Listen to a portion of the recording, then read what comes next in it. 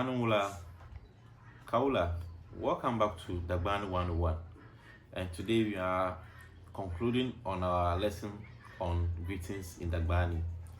And this one we are going to learn how to wish someone when you hear a good news or a sad news about them. So let's say your friend has given birth, or your friend has just gotten promoted at work, or your friend has bought a new car or a new house. You say Nitizu Osum. Nitizu Osum. So any form of good news, you say Nitizu Osum. And also, let's say your friend is involved in an accident, but during the accident he escaped unhurt, you greet the person Nitizu Osum. Even if during the accident and let's say the leg got amputated, you still give the person Nitizu Osum because at least he didn't die.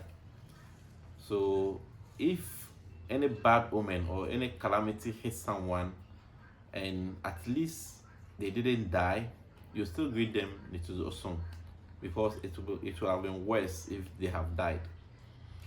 But let's say your friend, maybe two of them got an accident and one of them died and he is still alive. You can't go and greet the person Nitizu Osum. It will sound very insensitive. You say Nitiyel Biere. So any form of accident where there's a loss of life, or there's maybe others got maybe in the car some died and some didn't die, or maybe there's a bushfire that destroyed farms or that destroyed properties, to go and say Nitizu Osum will sound insensitive. So you say Nitiyel Biere. Or there's a windstorm which just came unannounced and destroyed properties, you can say lirgu.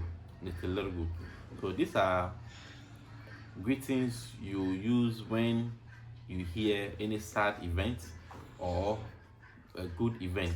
When it's a good event, you say Nitizu Osum. When it is a bad event, you say Nitiyel Biere. If the bad event happened at night, you say Nitiyung. If the bad event happens suddenly, you say Nitilirgu. So I hope you've learned something new.